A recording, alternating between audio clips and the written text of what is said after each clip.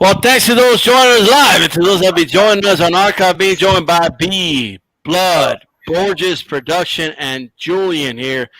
Man, this is old school, old school, old school. How are you guys doing tonight? Great. Thanks for having me.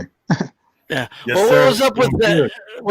That was crazy, bro. That's like for the cool guys. They're playing that song in the club now, Borges, or something? What's going on?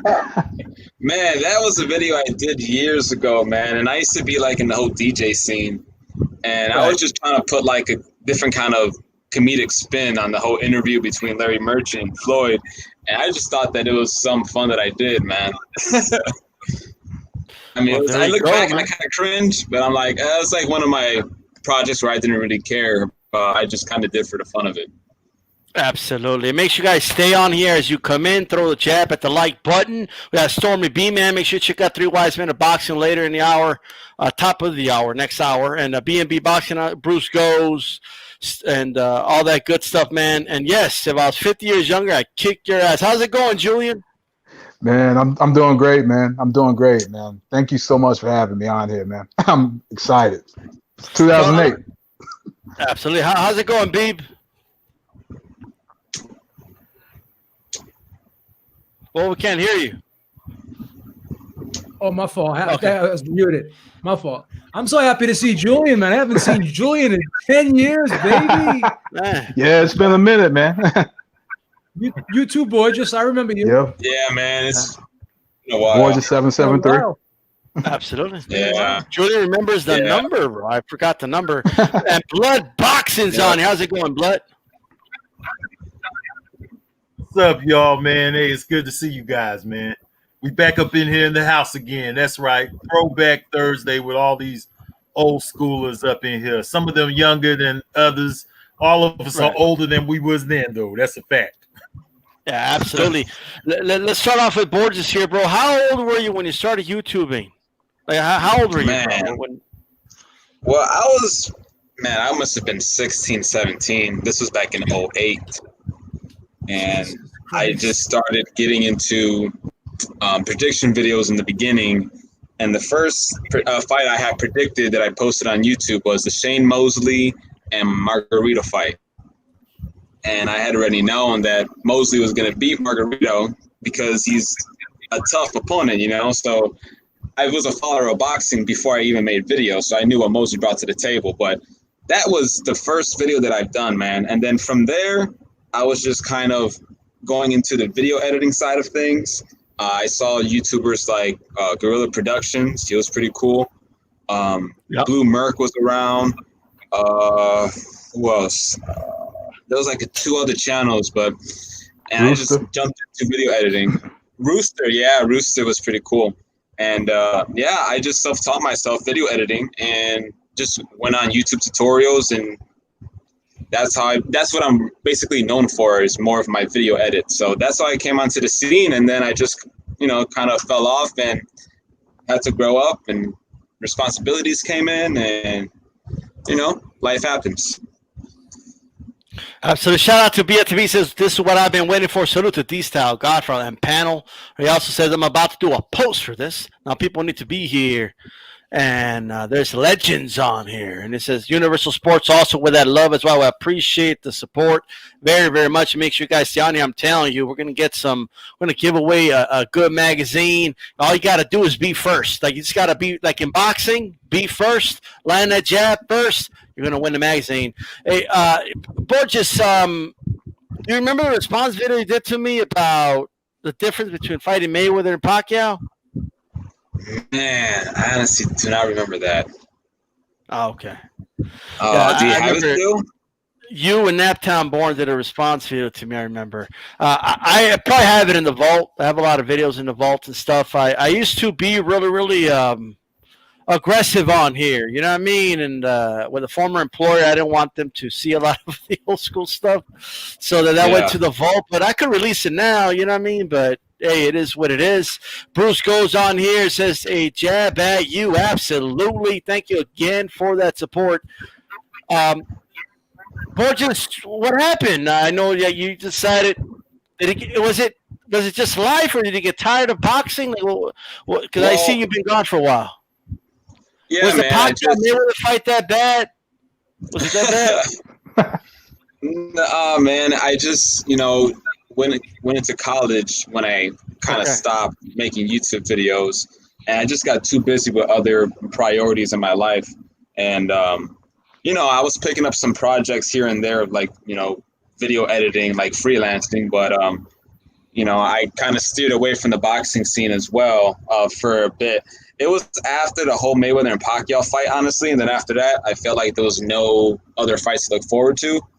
And I just stopped following it in general. And then recently I started picking back up on it. Okay. Awesome, man. And you done with college and all that? Yeah, man. Yeah, I'm just living the dream. Yeah, that's there you go, man. You can't complain about that. Hey, what about you, Julian, man? Tell us first how you discovered Boxing Talk on YouTube, and some of your favorite channels and all that. Man. So I remember my first time on YouTube finding a channel was March of 2009 was when I found Carlito. It was a prediction video for Paul Williams versus Winky Wright. And I remember when I looked at the video, I was like, wow, like somebody's actually on here talking boxing. Cause like my start was actually writing. I used to write on MySpace and Facebook. I used to have like specific blogs, and I actually was trying to interview like Corey Spinks. I tried to interview Alan Green and Paulie Malignaggi. It never, equated to much of anything. So then that translated over to me going to YouTube and just randomly seeing that video from Carlito. And that just led to me, seeing other channels. Like after Chris, there was Blood. Then there was Beeb. There was yourself, Ashy, JR, Filthy Mouth. I remember at first I was scared of you, D-Style, because I remember you and Filthy Mouth. You and Filthy Mouth kind of had like a little back and forth of that like summer of like 2009 or whatnot. But then when I started to see the other channels, like I was like, you know what, I think I can contribute to this. I was tired of writing all the time, so so then the rest was history. Beginning in September 2009. Okay, I got you. All right, and not only that, but your channel became his channel became a partner too. You remember when they had the partnerships with YouTube? Yeah. And Julian, his channel became a partner channel on YouTube. And it still is. Remember that, man? He used to pump out a ton of content. Like you were doing almost one video a day, sometimes two. 7. It was 7 a day at one point. Starting in January 2010. It was like I had so much time on my hands, and I was like, why not? Like I want to talk about it. So that's how it's so much easier to just talk instead of having to type. You know what I'm saying? Right. I used to write too, and it would take me like an hour and a half just to write like a 1-page article. You know what I'm saying? But I could talk. I could talk that article out on a video in like 10 minutes. You know what I mean? So it's crazy. Absolutely. Exactly. Yeah, man. And then of course, you had joined us in the 12th and final round. It was myself, JR, Beeb, and you, of course. What do you remember about those times? Man. So I remember looking at the video early. It was Beeb and 97 Rough. and I remember being on I remember that phone conversation, right? Yeah. when you told Beeb, like, make sure that you say this. Yeah. Like I don't remember exactly the words, but I remember those phone calls, right? Because man, like me, you, JR, Beeb, like that's something on YouTube I don't think will ever be done again, right? Like, all of us became heavy hitters, right? Like on the Rope It Up radio, and shout out to Chris because that was a unique vision, like having that basically as a network for all of us. It was a great launching pad, a great, wonderful launching pad. And I'm very grateful for those times because that was my start. And shout out to Mr. Universal Sports. Says I have to donate to the Legends. I'm listening while on the treadmill, he says. And we're going to have Universal Sports next week. You guys tune in for that. And Stormy B Man says I did a Tuesday Tussle on Be First. Everyone check it out on the archive. Absolutely. All right. Man. So what happened, Julian? And I see you kind of disappeared for a while, and then now you're back. What's going on with you, man? Man, you know what? Like I had some health issues going on back in 2012. I had some health issues, and then later on, I had some psychological issues as a result of those health issues. Back in like 2016, September 2016, I almost died. I was probably almost on my deathbed because I got pancreatitis, and so I kept trying to come back, but I was sick. Like I had like all these stomach problems. I ended up having to have surgery, and it set me back. I would start losing my teeth and things of that nature. Gained a bunch of weight. I just didn't want to be on screen. And I had so much stuff going on that, boxing and the channel just became. We just went on the back burner for a minute. So, right here, okay, man, a lot of great stuff, man. A lot of great stuff. To have you back and stuff, and I'm glad to hear that you're good now. Yeah. And here you are. So, hey, you know what I mean? Thanks, man. I saw you commenting on Facebook on the Christy Martin interview. Yeah. So that's how I saw you. And I said, hey, why didn't you just come on? You know what I mean? So, yeah. Thanks, man.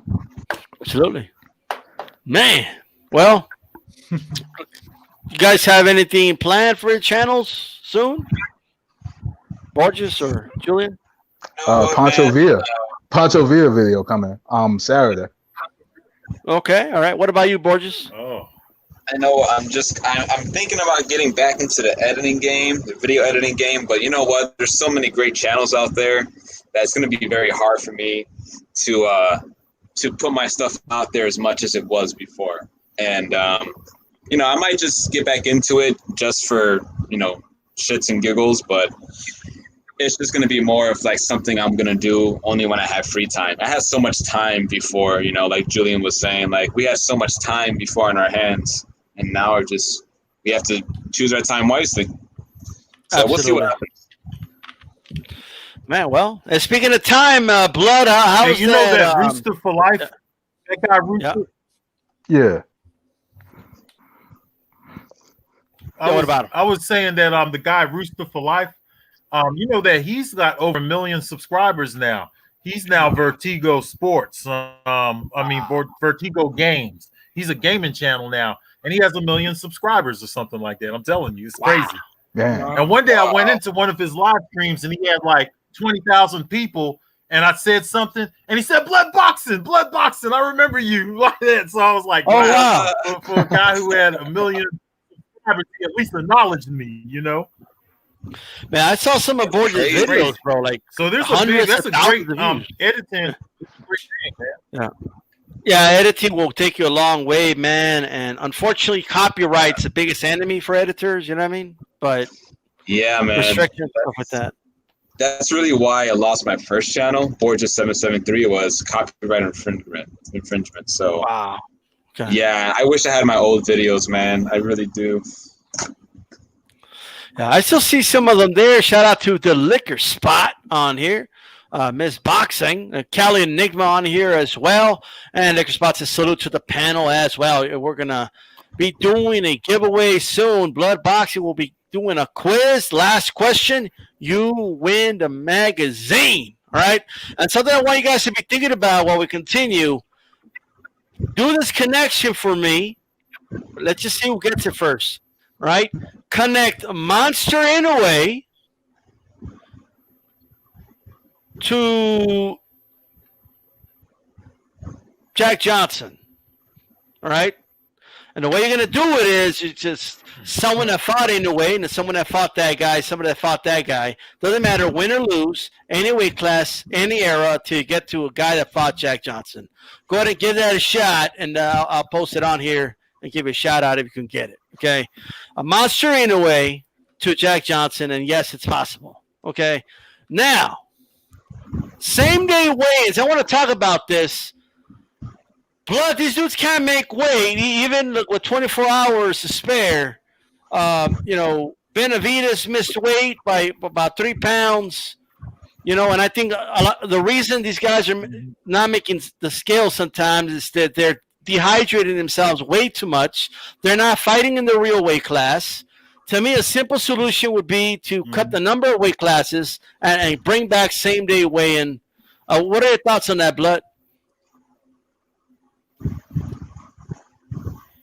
I mean, we said it a long time ago that they should have brought back same-day weigh-ins. The only reason that they even brought same-day weigh-ins to the table in the first place, it had nothing to do with the risk of the fighters. It had to do with the 1983 fight between Eddie Mustafa Muhammad and Michael Spinks. It was a unification bout where Eddie Mustafa Muhammad came in overweight, and what happened is Michael Spinks said, I'm not going to fight Eddie Mustafa Muhammad. So HBO, they lost money, and so did Don King. And because of that, they changed it and gave them another day. It's because of that. That's the only reason they did it in the first place. Okay, and since then, fighters, they started taking advantage of it right away in the mid-'80s, and they started doing all this rehydration stuff and trying to fight outside of their weight class and weight bully.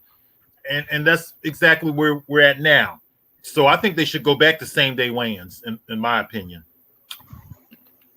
People tend to mix that up with the 15-round thing that happened because of the death of the fighter Kim against Boom Boom Mancini. They mix those two things up all the time. All right.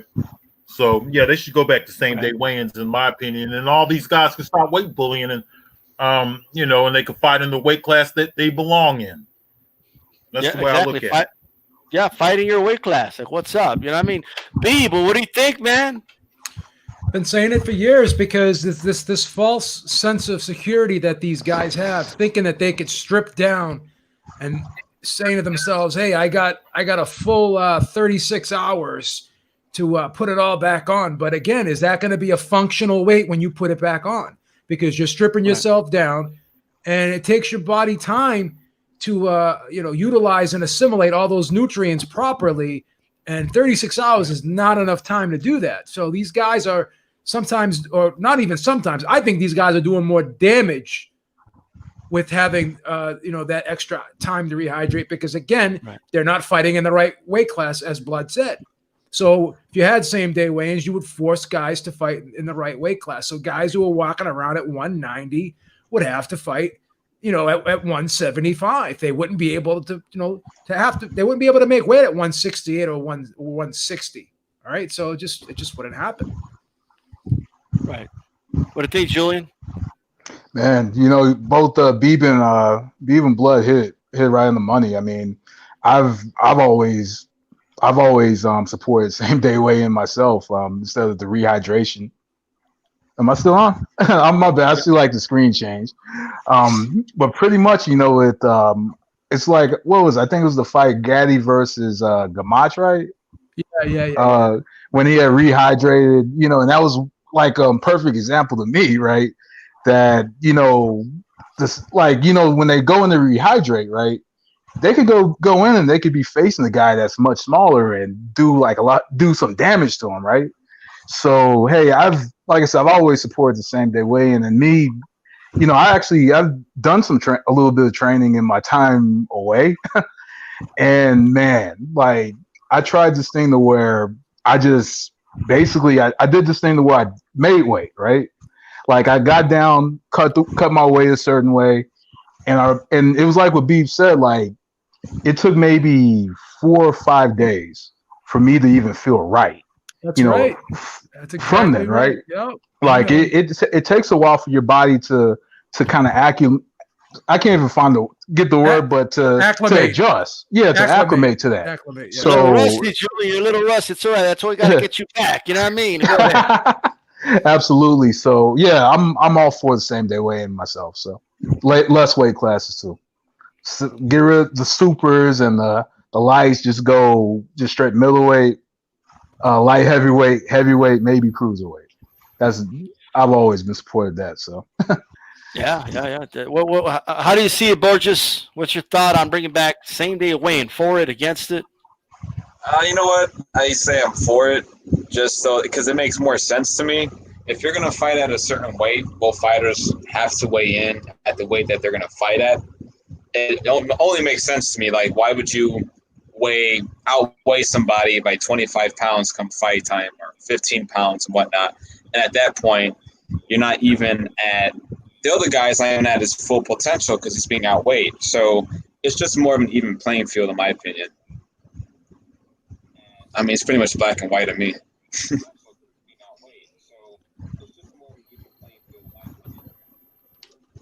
Yeah, absolutely. Hey, D-Style, did you hear about how they're gonna have another weight class or something like that? Like with Tony Bellew running it or some shit like that? I heard about it a little bit, but they're supposed to have some new weight class. It's gonna be right between cruiserweight and heavyweight. The WBC is doing this. The WBC is talking about it. It's the worst heard. decision. It's the worst decision they could come up with. Don't make a super middleweight division. Okay, it's ridiculous. We already have too many weight classes. You know. What's the way point I see it? All the subdivisions. What's the point? Yeah, I don't understand it. More money for the sanctioned bodies. Yeah, I mean. For me, if this is a big if you're going to make a new weight class, it should be between light heavyweight and cruiserweight. If we keep it honest, you know what I mean. But I'm still against that. But if you're going to do it, you could do it there. But no, I'm not a big fan of that at all. That's a horrible. That would be a horrible decision. I mean, who the hell is Tyson Fury going to fight if you do that? Like, you know what I mean? So I don't know. I'm not in agreement with it at all. What do you think about that, Beeb? A super middleweight division? A super middleweight division? No, it's super. It's not. It's supposed to be between cruiserweight and heavyweight. Oh, super cruiserweight? Super cruiserweight? Well, the reason I'm saying that, Blood, because I believe. Yeah. Well, the reason I'm saying that, Blood, because I believe they're gonna put a weight cap on heavyweight and make super heavyweight above like 220 or something, or 230, whatever it is. Or something like that. Yeah, it's the WBC. It has something to do with the heavyweights, though. It has something to do with another division around the heavyweight division. I read a little bit about it. I'll go back and I'll look at it a little closer, and I'll bring it back to the table. Okay. But just, like, what do you think about a weight class between cruiserweight, like another weight class above cruiserweight, pretty much, babe? I don't think we need it. I don't think we need it. If you want to push cruiserweight up to like maybe 210, and maybe I think I like the. I'm going to say something blasphemous right now. I actually like the UFC's weight classes better than ours. I like a light heavyweight at 175. I mean, I would consider a light heavyweight to be about 185, 190 myself. Cruiserweight would be like 210, and a heavyweight should be like 220, 225. You know, I don't think we need to add more weight classes. Maybe we could tweak some of the weight limits. They'll date it. I wouldn't be against that. Yeah, I think they'll date it, and they didn't adjust them based on day before weigh-ins. I mean, it's that's the problem. You know what I mean? But what do you think, Julian? Another weight class being added right about cruiserweight. Against it, against it completely. What about you, Borges? What do you think? Yeah, against it. I don't have much to say about that. Yeah. Well, at the end of the day, that is that, man. I actually found the article here, D. Stylus. Okay. It's the WBC. It's a super cruiserweight division. Is that what they're talking about doing here? The article was from 3 days ago on World Boxing News. Okay. I found it here. So. Oh, wow. Okay. You want to read the part of it where it says, like, what does it say exactly? It says dawn of the super cruiserweight WBC. Tony Bellew. It says that he'll have something to do with I guess he'll be behind the scenes or something, but it says due to the current crop of champions being supersized and the likes of Tyson Fury and Anthony Joshua, WBC chiefs have pitched the idea of a division above cruiserweight. So right now they're just pitching the idea, okay? The WBC said in a statement that it's very possible former WBC Cruiserweight champion Tony Bellew will lead a committee examining the possibility of a new weight division, bringing the considerable gap between cruiserweight and heavyweight. That's what it says here. So They're pitching it right now. So just to let y'all know, they're trying to get yet another division, and this is the WBC, okay? So once again, they're bringing some bullshit to the table, some garbage, and giving us more belts that we're going to have to worry about. Now these fighters who weigh 215, they'll be able to, cherry pick more belts and all of that. And it's just more sanctioning fees for the WBC. I know exactly what they're doing, and it's a bunch of bull crap. So it'll be 215? The division is suggested to be between 200 and 225 pounds. Okay. Come on. I don't know. I'm not for it at all. But it is what it is, But that's Suleiman for you, man. I mean, what are you going to do at the end of the day? So, AB, the zone declined, Anvi, whatever his name is. They said no. They said, no, Canelo, we're not going to pay for that fight. Are you surprised? What's your reaction to that? Very surprised, and it's a stupid move on DAZN. Oh. Dumb move on DAZN's part. If it's a title fight and it's a mandatory title fight, pick it up, man. Canelo could fight freaking Snoopy, and he's gonna draw money, so it doesn't matter. Who cares? Man, they're not gonna pay $35 million for that fight, bro. Well, it's too much money. I'm sorry. They don't have to pay $35 million. They could do what they did. They could pay him $15 million. Again, the way that money's paid out. It isn't designed a specific amount each fight. It just has to be paid out over a specific amount of time with a specific amount of fights. What was that fight that he fought? Rocky Fielding. They only gave him $15 million for that fight because they made up for it when he fought. Who did he fight? Oh, you're saying Jacobs? Yeah, when he fought Jacobs. Yeah, they gave him like $40 million when he fought Jacobs. Like 40, when you say they made it up, like they didn't make up that money. They're still under with Canelo. They haven't. I don't believe. I'm not saying they made up the money. I'm saying Canelo made up the difference. You're missing what I'm saying. He made up the difference. In other words, so his purses over 11 fights are going to average out to be $33 million. But but that doesn't mean every fight is $33 million. One fight he can get 20, another fight he can get 40, another fight he can get 45. The way they structure it. It's not the same amount for every fight. That's the misconception people have. Because again, they only gave him $15 million for Rocky Fielding. Then when he fought Jacobs, they gave him like 40, 45. They gave him like 40 something when he fought Kovalev. So it's not like they're giving him 30, 33 each specific fight. So they may not even want to give them 15 million for this fight or 10 million for this fight. Who knows what's going through their mind? Their whole model of just signing all these guys and giving them these astronomical deals. Again, I don't fault the fighters. The fighters should be able to. They should try to get as much money as they can. But I don't understand DAZN's logic in doing this. How were they expecting to make money off of paying Golovkin what they're paying him, paying Canelo what they're paying him? You know, Right. I don't get it. Well, look, I can't even spell this dude's name, but I don't think. I'll be honest with you. I'm glad they declined this fight. I don't want to see this fight. I think the fight's trash. This dude's last fight, he lost to Anthony Durrell, right? And the two dudes he beat before him weren't that impressive. He beat a guy with 3 wins, and like 30 losses or something. At some point, someone had, especially the people footing the bill, had to stand up and say, "No, we ain't paying for this crap." Well, why doesn't WBC order a fight we want to see?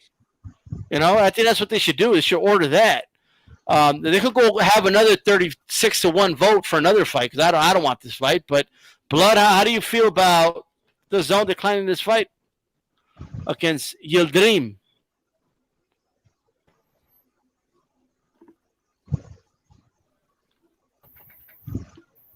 There, Blood. Okay, I'm off mute now. Okay. Okay.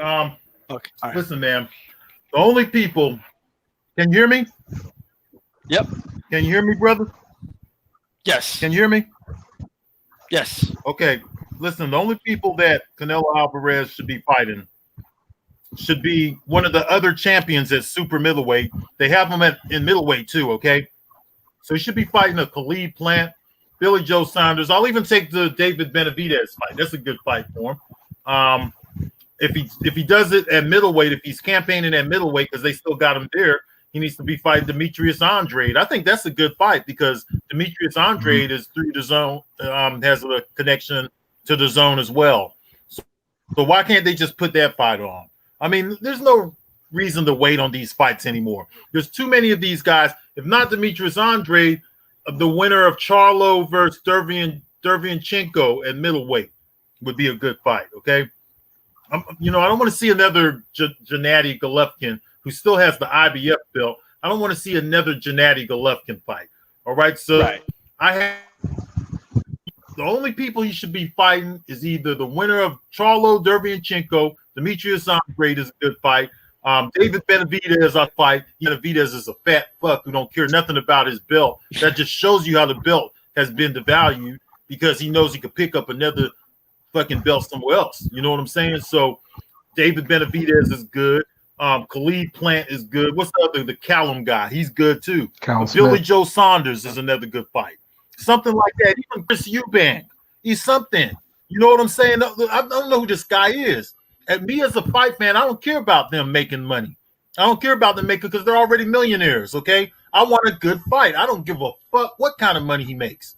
All right? We're the lifeline behind the sport. We the fans of the lifeline, and we have demands, okay? We're not going to sit back and support all this sucker shit that these people are doing out here. All right? So they need to step up to the table, just like we were saying 13 years ago on here. We're saying the same shit, but now it's even worse. And we predicted that the atmosphere was going to be like this. We predicted this shit over 10 years ago when Floyd Mayweather and Pacquiao was doing their little waltz. Okay? They put us on a little 6-year waltz that we got tired of. It was a fucking show. A fucking circus is what it was. Okay? So now it's come to this. Now it's come to a bunch of guys who don't care about their titles. They don't mind losing the title on the scale. The WBC has 3 tiers of a title or something. Okay? They're trying to create other shit. Okay? It's ridiculous at this stage. It's a comedy. All right? What happened with David Benavidez is a good example of how much of a comedy the whole atmosphere is. All right? Canelo Alvarez, he gets passes for the clenbuterol shit, and then they increase the dosage and all that stupid shit that we had to go through all these years, right? So I'm tired of this shit. I want to see these guys unify. There's no excuse not to unify at this time. I mean, you have all these celebrity wannabe fighters out there, and they don't want to fight each other. They want us to continue to give us all her hard-earned dollar. Fuck that. No, I'm not with it, man. So, I'm glad that the Zone said no to that fight. And that's just my opinion on the whole thing. I got you. Well, what about you, Julian? Well, what are your thoughts on the Zone declining the fight? I'm glad I'm glad they declined it as well. It was a fight I wouldn't want to see Canelo win. It's like what Blood said. I would like to see him fight someone like a Callum Smith, Billy Joe Saunders, even an Andre Durrell or Demetrius Andrade or the winner of Charlo Derevchenko. That's what I would like to see. See Canelo go in the ring again. So this guy, I think I've probably seen a couple of his fights. He's okay, but not somebody I would want to see the quote unquote number one pound for pound fighter in the ring against, right? So yeah, I'm glad they did. Yeah, absolutely, man. Well, what about you, Borges? How do you feel about it? Well, to be honest with you, I don't really follow Canelo as much anymore. I don't really know what's going on in his career. I'm more focused on the welterweights. I watch, more guys like Sean Porter, Spence, Garcia, guys like that. So I don't really have much to say, honestly, about what's going on with Canelo, man. Yeah, but let me ask you this. Sure. Why did the Zone pay for Carlos Takam versus Anthony Joshua? Why are they paying for Anthony Joshua versus Pulev? Like, are those fights good fights? They're not bad fights, but were they perceived to be competitive fights?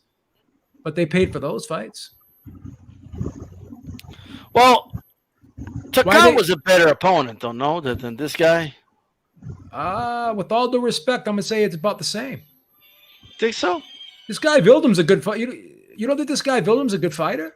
He's a solid fighter. He shouldn't be fighting for a title, babe. Like, he lost his last fight almost 2 years ago. Oh yeah, well, again, we can't justify how they do things, but they're just being consistent with what they do. These sanctioning bodies, right? It's not the first time they've given shots to people who are coming off losses. If I understand you correctly, right, what you're arguing is, hey, they paid for about the same for other fights that are in the same kind of level. Well, so why not this one? And this is their flagship guy. It's like Zab Judah lost to Baldomir, then he fought Mayweather for the IBF title right after that. So stranger things have happened in the sport of boxing.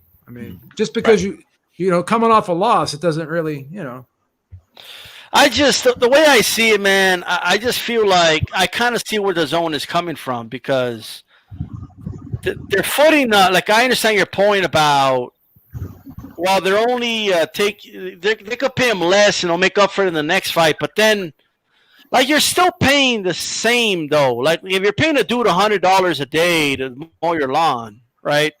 And on Monday, he does a half-ass job, so you only give him $50. And the next day, he does a better job, you give him $150. You still paid him, you still paid the $200 in 2 days, but he still did that half-ass job on Monday.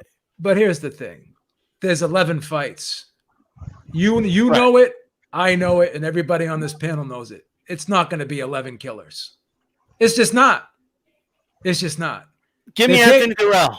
They paid him $15 million to fight Rocky Fielding. This guy's better than Rocky Fielding. He hasn't fought in 2 years, and he came off a loss, babe. That's the part that's getting to me. He looked good against a guy that's 3-something. He got knocked out by Eubank Jr., bro. I'm supporting Yildirim, baby. I'm on Yildirim's side. Hey, what's going on over here? Blood, took him out of it. What's going on over here? Guy's got to eat. The guy's got to eat. He's got to. It's his sparring partner. He's getting his sparring partner a payday, babe. It's his sparring partner. Talk him out of it, Julian. What's going on? Man, Man, I will admit he is a sparring partner. I looked at a couple clips today, man. I would take Benavidez, like a Benavidez fight. Come on, this is a So- pick 'em and he- fight, Julian. This is a pick 'em. Nah, come on, man. And then who's to say he's gonna fight a killer the next time, babe? What's the guarantee he fights a killer the next time? There is none because they signed him with the intention that he was going to fight Golovkin a third time, and he still hasn't done it. That's what I'm trying to say. You know, is now all of a sudden they're playing hardball with him. Right. Okay. Now they decide. Now when there's in these circumstances right now, where you got to take what you can get, so to speak, in a lot of cases, right? Now's the time that they're going to decide to play hardball with them. Why didn't they play hardball with them from the beginning? No, I hear you. You know what I mean? I know where you're coming from. Jay Dixon on here. We're going to be doing it in a little bit, guys, so stay here. Don't go anywhere. We're going to be giving away a free magazine. We're going to do the quiz. I have another topic I want to bring up. Blood. You had something to say about something Robert Garcia said about the turn of the century. What was that about?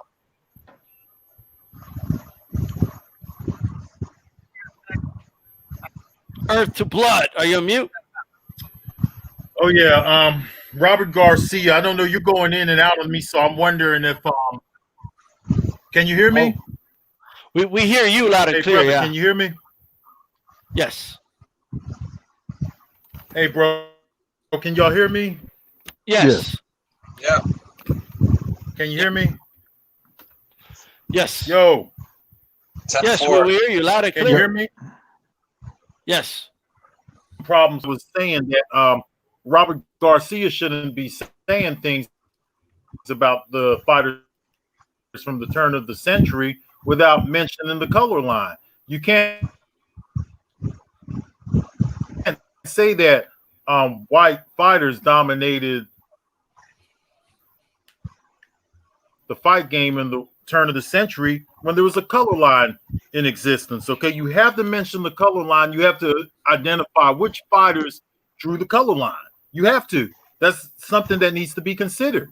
Okay, Jack Dempsey and Tunney, those guys drew color lines. All right, and if you take it back even further than that, they was even drawing more color lines. Okay, there were some guys who would fight black fighters like Mysterious Billy Smith and a few others, but a lot of these guys was drawing color lines, man, and that needs to be brought up. And if he's not gonna do his research, then he don't need to mention. He needs to stick to training, stick to talking about training. If you're not gonna do the research, then shut the fuck up. All right, I got books, I got all kind of shit to back up what I'm saying. Can you provide That's all I some wanted to context? say, Like, man. what was he talking about exactly? Was he talking about the Malignaggi statement, or what was he referring to? Could you guys hear me? Yes. Yeah.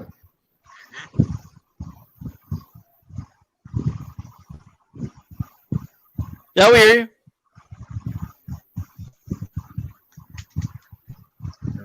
Okay, I can't hear none of you guys, but I don't Wow. know. I'm not sure what's going on there. We hear you loud and clear, Blood.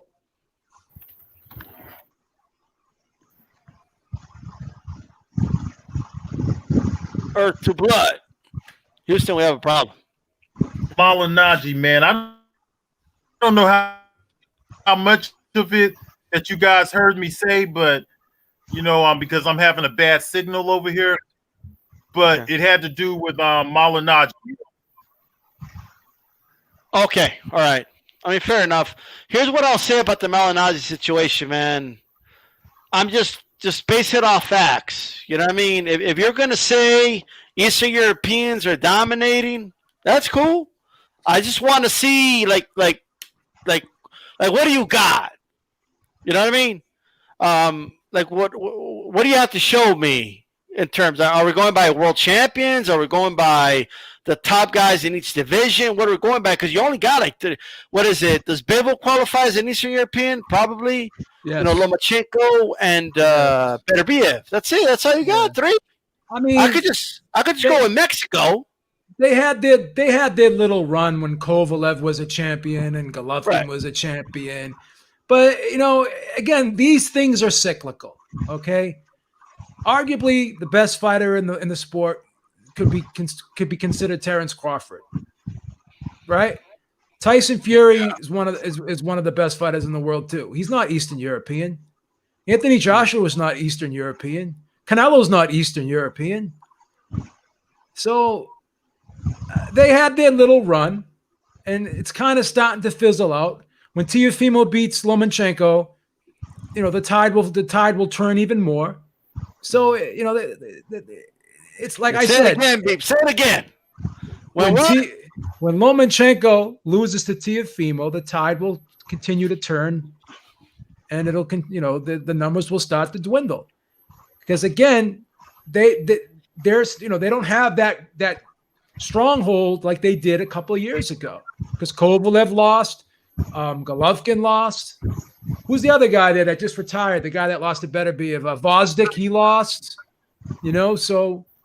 Well, he did lose to an Eastern European, in fairness, but I hear he took out one of his own. That's right. Right? Friendly fire. They just don't do it. I don't even have to get a whole region, bro. I could just get fucking Mexico. That's it. You know what I mean? Like, I got Estrada, I got Canelo, and I got freaking Burchell. You know what I mean? Navarrete, I already got you beat, and I could keep going.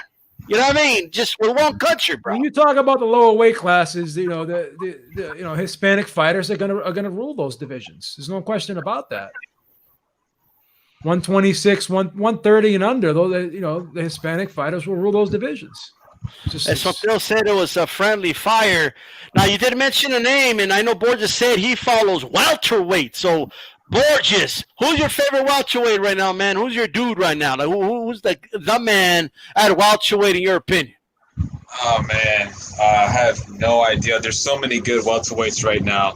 I just feel like we're at a time in the welterweight division where it's kind of reminiscent to how it was in the 80s, where you had, like, Tommy Hearns, and you had Sugar Ray Leonard, and then you had Roberto Duran. You had Marvin Hagler as like the Fantastic Four, kind of, and then now it's like a kind of a different version of that. And it's just so hard to choose right now for me, but I'm trying to look out for Errol Spence. I mean, he's a pretty decent fighter, man. He's a real complete fighter, and I'm trying to pull for Danny Garcia. He's a pretty solid fighter. I feel like he doesn't get a lot of respect, though. Right. Okay. But, all right. You think he's got a shot at Danny Garcia, right? Yeah. Well, how do you see his chances against Spence? I mean, Spence coming off that crash, do you give him a shot? Man, I think Spence is going to take the W, honestly. Danny Garcia, to me, he's whatever he's lacking, it's going to become apparent in this fight, because he's very flat-footed, and in Spence, he knows how to use his feet. So I think he's going to give him problems in that department. Absolutely. Okay. All right. Julian, you have any words you want to give about, the Eastern Europeans dominating the sport of boxing? Man, you know what? Like, I really don't have much to say on that. Blood probably went the route I would have went. I'm glad you mentioned Mysterious Billy Smith too. That's another good video topic, because he's one of the dirtiest fighters ever. But but hey, like, for me, like I like when we were doing the videos, like, hey, like, at least the heavyweight champion was Vladimir Klitschko. That was my guy. So, but hey. But hey, like, I really don't have much to add on that, though. So okay, all right, I hear you, man. Hey, Beeb, it looks like Jones, Tyson, they're gonna score the fight. I never knew that you score an exhibition. Maybe I'm lost. What's going on with this? Well, what do you mean they're gonna score the fight? Article came out today on Boxing Scene and Essential Sports. All right, they're gonna score the fight. There's gonna be a belt for the fight. And the fight's going to be sanctioned by an organization, they said in the article. Did a video on it this afternoon. So it's a real fight? Well, this is what I think is happening. I think they pushed it back because now I think both guys probably spoke up and said, you know what, we don't want this to be an exhibition. We want to fight. Number one. And number two, I think they were probably getting, and this is just my opinion, I think the people that were promoting the event, the guys that are staging the event, probably getting some blowbacks, people saying, well, why would you expect me to pay, a high price pay-per-view amount for a fight if it's only an exhibition? So now I think both fighters kind of maybe gave them some pushback because they don't want it to be an exhibition. I mean, they're fighting with 12-ounce gloves and no headgear. Is it really like, when was the last time an exhibition had no headgear and 12-ounce gloves? So, I mean, it's not the 10-ounce gloves that heavyweights usually use. So I just think now that they're going to push it back, give these guys more time to train, because I think now it is going to be more along the lines of a real fight. There's going to be a belt. They said a sanctioning body is going to be giving them a commemorative belt. Who usually does things like that? WBC. So, I think in order to maximize the revenue for this fight and get as many people interested in it, it has to be more than just an exhibition. And I think both guys really want this to be more than an exhibition themselves. They really want to see who would win. And then it's kind of funny because I was reading a quote, from the California State Athletic Commission, the chairman, and initially this is what he said. He said, "Well, there's not going to be scoring." This is before the article. This was a couple of months ago. He goes, there's not going to be any scoring. So the only way someone could legitimately win this fight is if one guy knocks out the other guy, or one guy can't continue. But before, he was saying that it's an exhibition, and if things get heated, then the referee would stop the action and tell both guys to calm down and take it easy or whatever. So which one is it? How could someone get knocked out if the referee would be instructed to not allow them to go hard on each other? So this thing seems to be constantly evolving. And I think that they are going to make it a real fight now, because I don't think that people would buy it if it was just, or the same amount of people would buy it if it was just an exhibition. So that's just my opinion. That's my opinion. What are your thoughts, bro? I mean, hearing all this blood, the possibility that this could just be a straight up fight, Hey, man, I'm happy about that, man. I mean, these guys they're older guys. They're in shape. They're professional fighters for so long. Now, I'm a little bit worried about Roy Jones' chin, though. I do think that Roy Jones will be going to sleep. But, hey, as long as he's able to get up and count his money, I just don't want nobody to get hurt. But, yeah, man, go in there, man. Go in there and show these young guys how it's done. If it's a real fight, this will be one of the most interesting fights this year. As far as the WBC giving a belt, though, that's some ridiculous garbage. That's just their way of trying to get in there and sanction it and get some sanctioning fees. I say that they should just leave those belts alone. Keep that shit, unless they're going to do a old man belt. If they're going to do an old man belt, then that's fine. Do a senior belt or something like that. But, I just think it's not needed at this stage, because how many of these fighters are actually going to be able to pass the exam to even come back? James Toney said he wants in. Can he pass the exam that you need before the fight, the neurological and all that shit?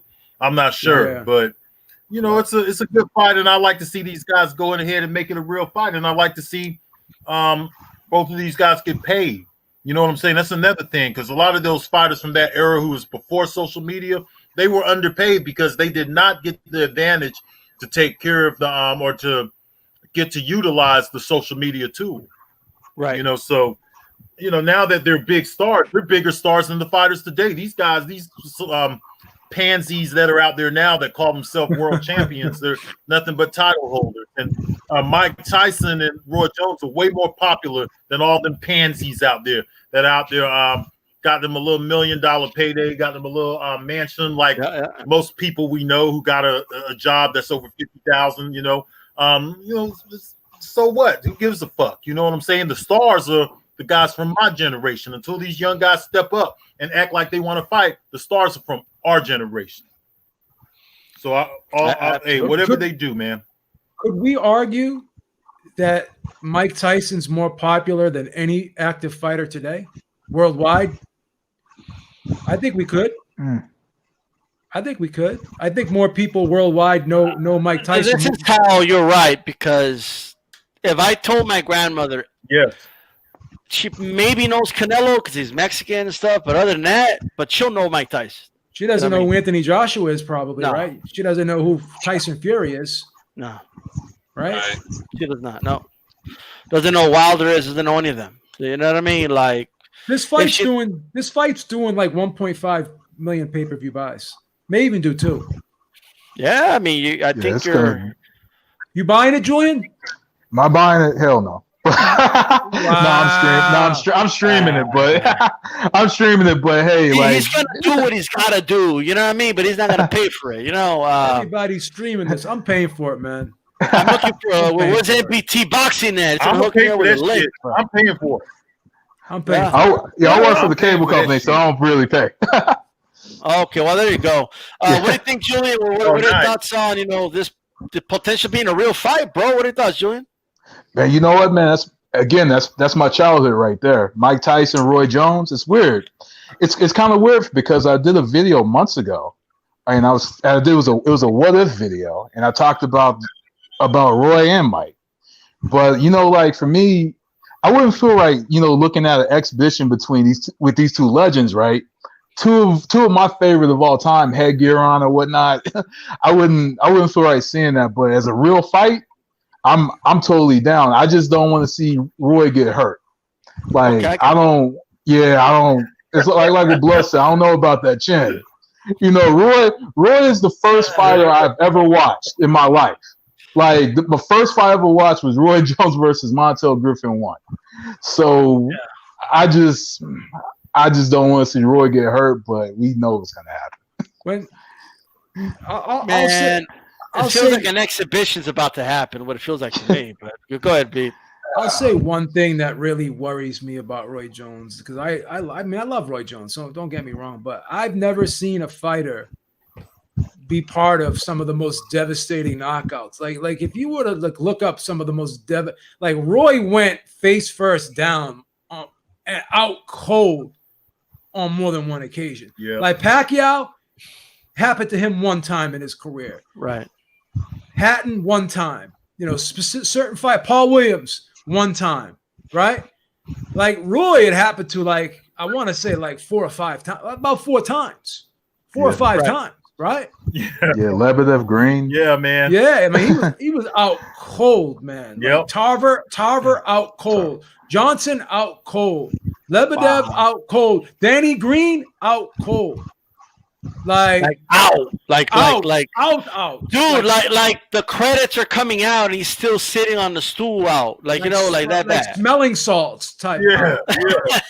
Like the guy's cleaning up the ring and shit. Man. The guy's cleaning up the ring and he's still down there. You know what I'm saying? Hey, but by the way, shout out to Kurt Sugar, Stormy B-Man, 3 wise men of boxing. Speaking of that, I want to kind of get to a couple of things here. Shout out to the coach on here. We got the liquor spot. We got Bruce Goes and Joe Lopez 40 ounces. Mike Tyson was a man at a time when there was no social media. Think about that. It's unbelievable. Borges, what is your thoughts on this fight, man? Mike Tyson, Roy Jones. Are you concerned about it? Are you excited about it? What's your opinion? Man, this fight should have happened a long time ago. And Right after Ruiz fight, right? yes, after Ruiz, this fight should have happened. I'm going to tune in for this fight. I don't think I'm going to pay for it. I'm probably just going to find somebody that's going to pay for it and just join them. COVID, But baby, this COVID. fight is just – yeah, but I have a sponsor. So I'm just fucking with you. Yeah, but wait, never say you're gonna, do that. Just say I'm gonna do what I gotta do. Like, you know what I mean? Like on YouTube. All right. But yeah, man, it's just this fight. I don't know. I just think it's gonna be an exhibition. I don't think anyone's getting knocked out. I think they're gonna fight in spots and make it exciting for the fans. But both these guys, I feel like they lost the instinct. You know how when you're in a fight game too long and you kind of be humble, you become humble. I feel like at this point in their careers, man, they're not going to have that fire in them to finish the other guy off, man. It's going to be exciting, but they're just gonna cash in my opinion. Makes sense. That's I hear you, man. That's a good I'm point worried because about Mike Roy, Tyson man. said he don't have to kill anymore. Yeah. That's a good point. I think Hey, I think Tyson's coming for blood. let me tell you Yes. something, man. I Not, saw not that- you, not you, blood. I mean blood. Not you, blood. Yeah, Tyson going all out. Let me tell you something. I saw that TMZ interview. I had to pick up a pat for Mike Tyson or something. I'm gonna fight Tyson dirty. I'll fight his ear off. I'll fight Tyson's ear off. I got the height advantage. I'll fight his ear off. Fight him on the back of the All right, man. Hey, Blood, let's get it started, man. The boxing quiz is to give away this magazine. First, tell us what's in this magazine, man. Well, why should people buy it? Why should people compete for this one? It's the legendary Julio Cesar Chavez, man. You got an interview in there. There's a lot of other stuff in the magazine here, too. There's a lot of shit in this magazine, man. I'm gonna stay off the cam because I'm having real bad luck with my with my stream, and I think it might go off. But I'm telling you, it's in mint condition. I have another. I also, Dan the Man, I will be sending you your magazine. Thanks for finally sending me your address. But the winner of this magazine will, the winner of the question will get the magazine. So I'm only got one question though. Only got one question, okay? That's it. Okay. And it's whoever gets the question first, all right? And it has to do with Julio Cesar Chavez. So should we get to the question, D-Style? Absolutely, man. Let's get right to it, man. The winner gets this magazine. I just had a question. What does Chavez say in his magazine? I want to know. Man, only the winner could find out about that, brother. Okay, You know what I'm saying? Fair Yeah, I don't want to. Yeah, I don't want to give it away too much, man. I want this Gotcha. to be a big surprise for the winner. Okay, it's dated Perfect, August of 1993. Okay. So here's the question. Okay, this has to do with the legendary Julio Cesar Chavez. Okay, you'll win this magazine in mint condition. Who did Julio Cesar Chavez win his first world title against, and what year? I need the full name and I need the year. I need the full name and the year. Okay, I don't need the month. I need the full name, the first and last name, and the year. That's all. Hey, by the way, no one in the panel answer, please. No one in the panel answer.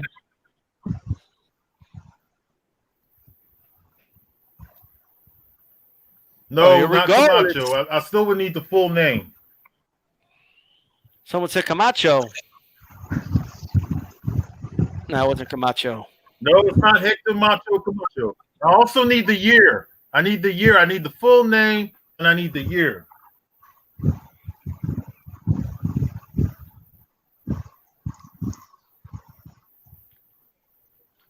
We need the year, man. I see somebody answer, but we need the year. You know what I mean? I see part of the answer from Brian S. So I have to give y'all. Come on, give us the full name. Full name. Okay, this year. one was hard. Just give me the full name. Who got the full? Nope, not 1986. Oh boy. I remember this too. I see the year, but I just want to put the last name. Brian S. Put the full thing there, man, so you can get the magazine. You got it. You got to do the rules right. You got to put the full name. Okay, Bruce Doe's got the full name. Now I need the year.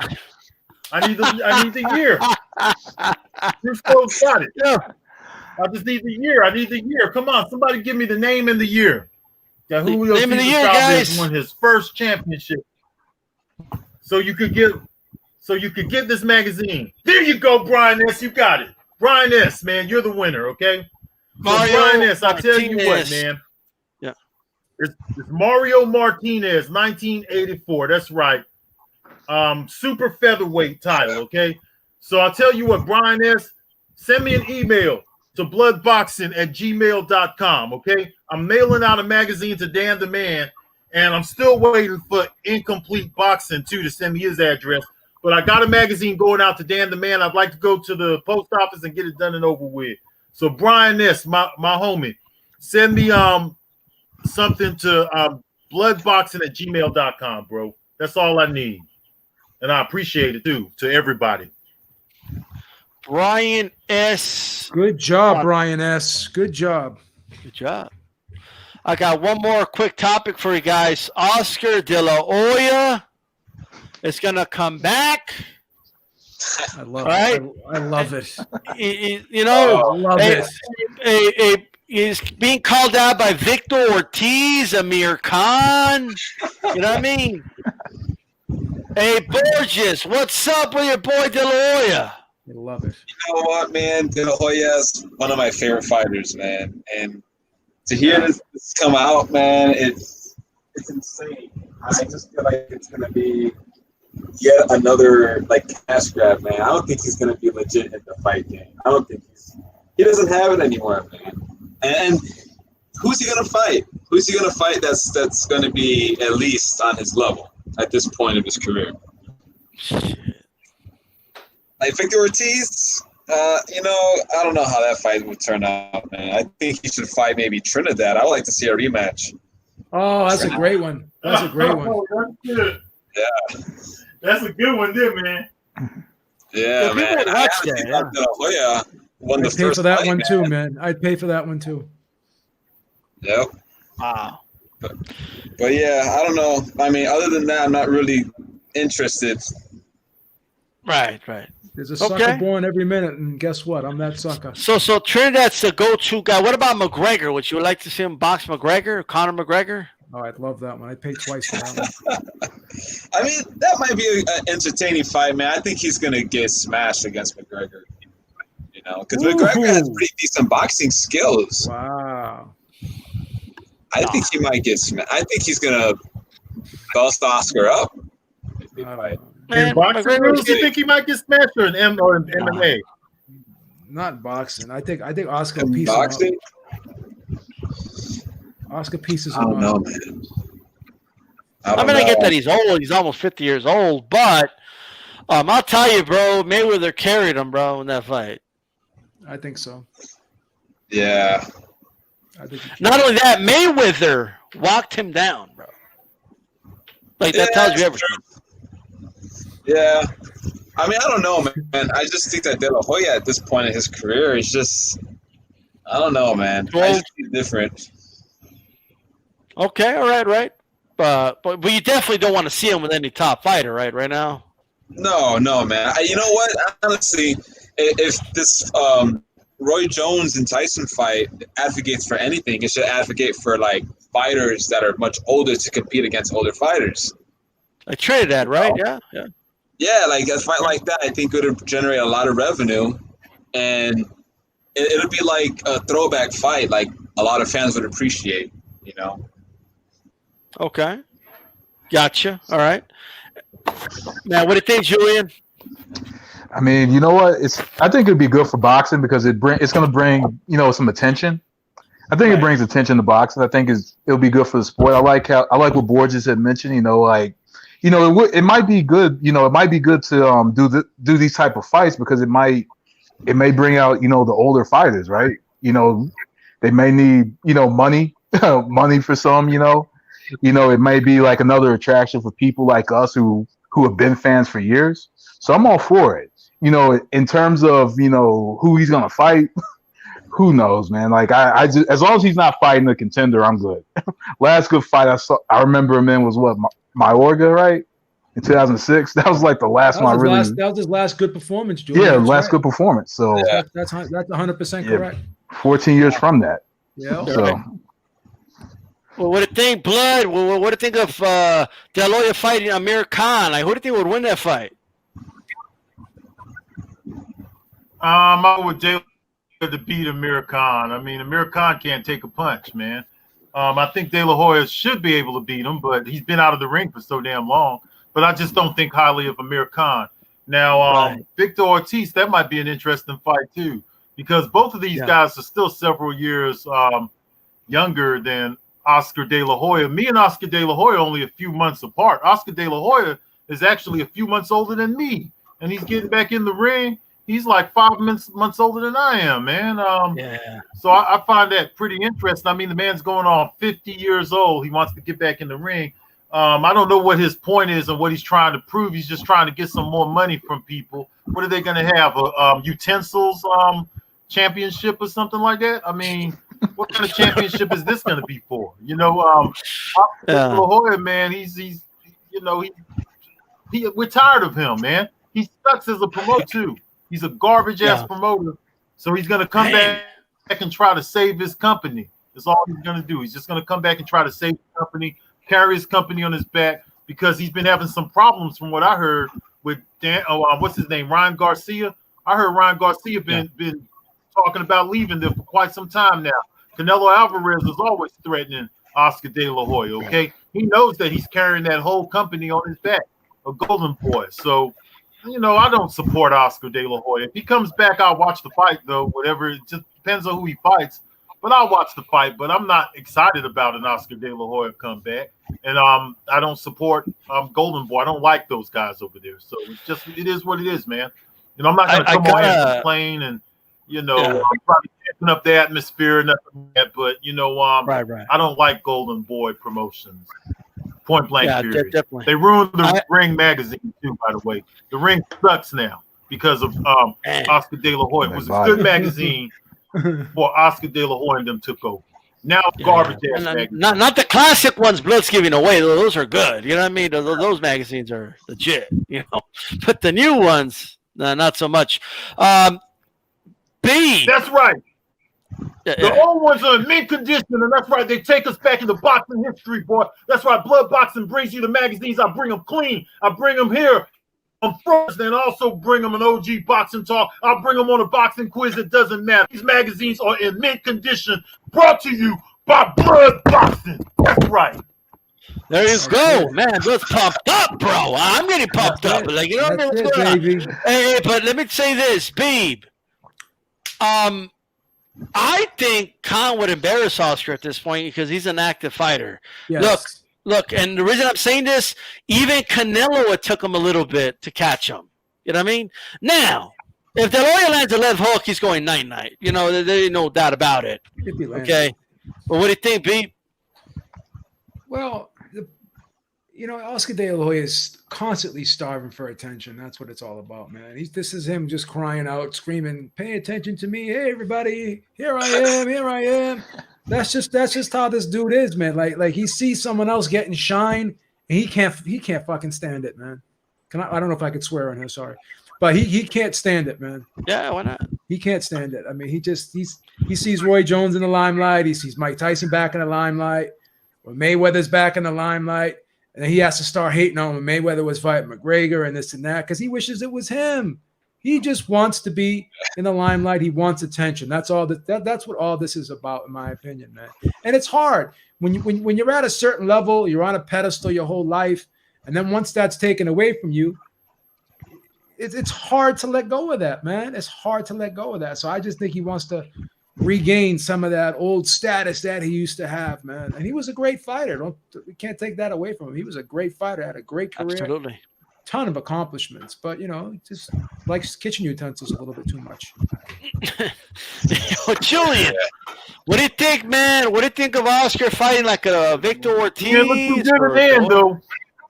Yeah, I mean, I would definitely support maybe a Victor Ortiz or Amir Khan, but like against like an actual ranked fighter, hell no.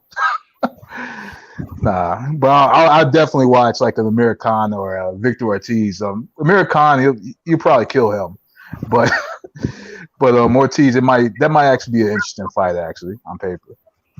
Yeah, absolutely, man. A shout out to you guys, man. Make sure you throw a jab at my like button. You guys got any final words, man? Let me go with Borges first, bro. All right. And after this, you guys make sure you go watch the 3 Wise Men of Boxing. I put the link in the chat, by the way. You guys could go ahead and check them out. All right. Great show. Go support them, man. That's why I did this show an hour earlier. So any final thoughts, Borges? Man, you know what? It was an awesome privilege to be, back on the YouTube platform right here with you guys. It's been a while.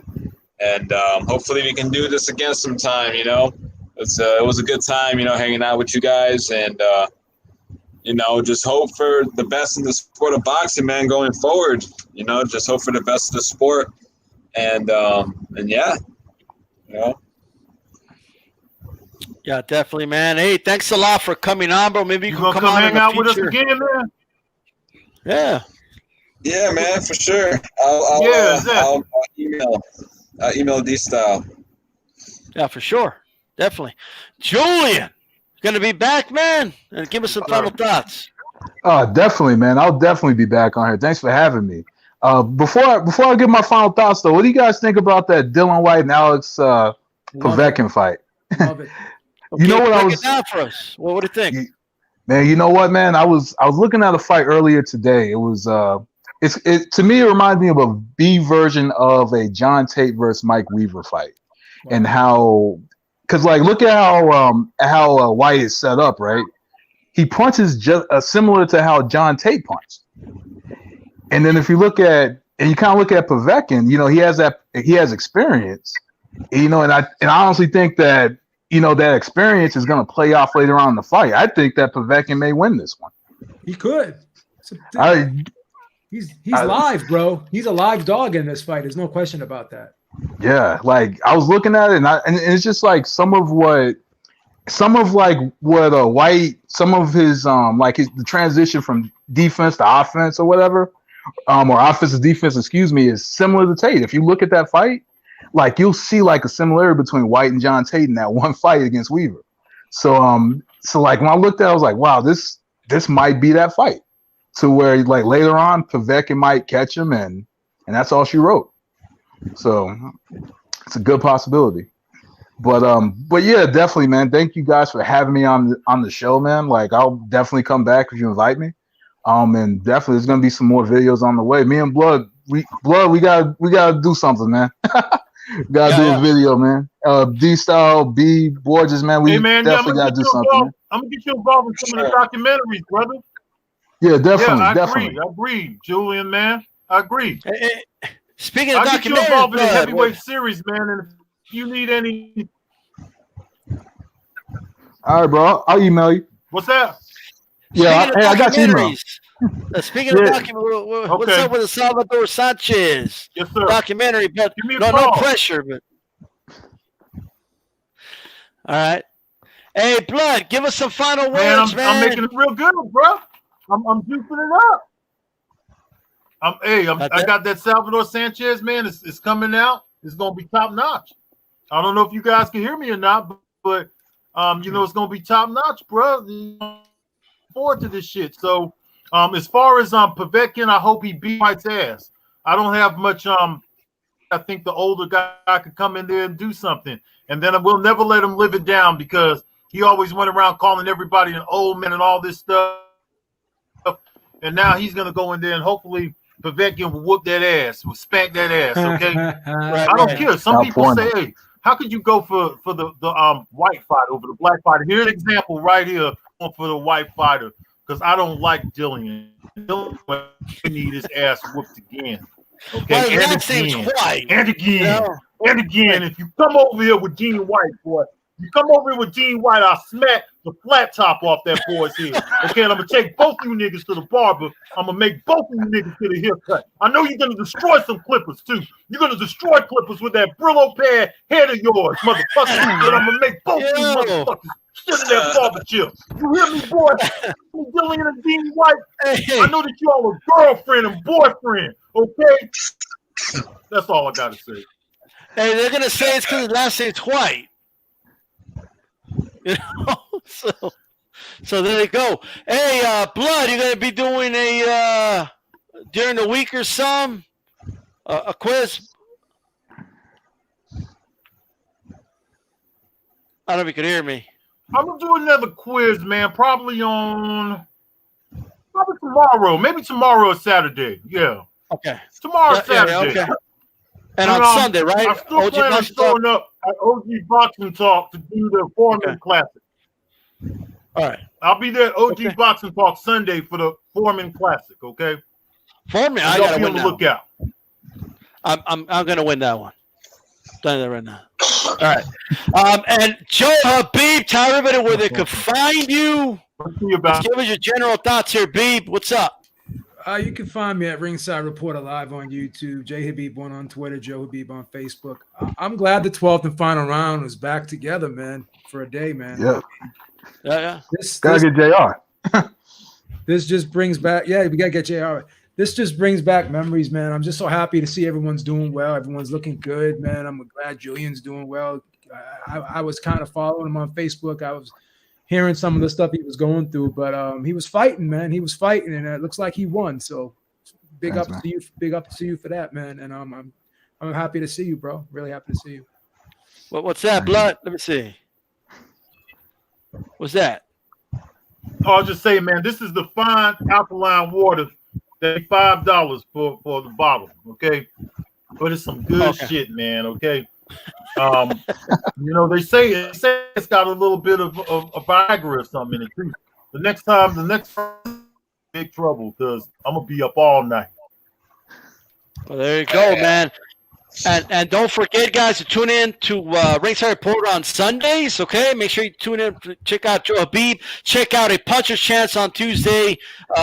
Hispanics Causing Panic. It's now available on the Leave It in the Ring network as well. Shout out to Dave, 97 Rough. We got to get him back on here, okay? And all you guys, whenever you want to come on, just let me know. There's no, rules. I don't have any restrictions on when people could come on. You know what I mean? So just let me know.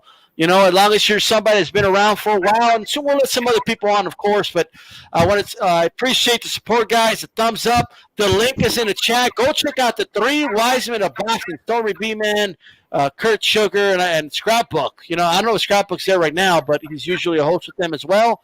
This is D-Style Boxing. Keep it boxing, and I'm out. Smash the like button. Thumbs up. Thumbs up. Thumbs up. Thumbs up, baby.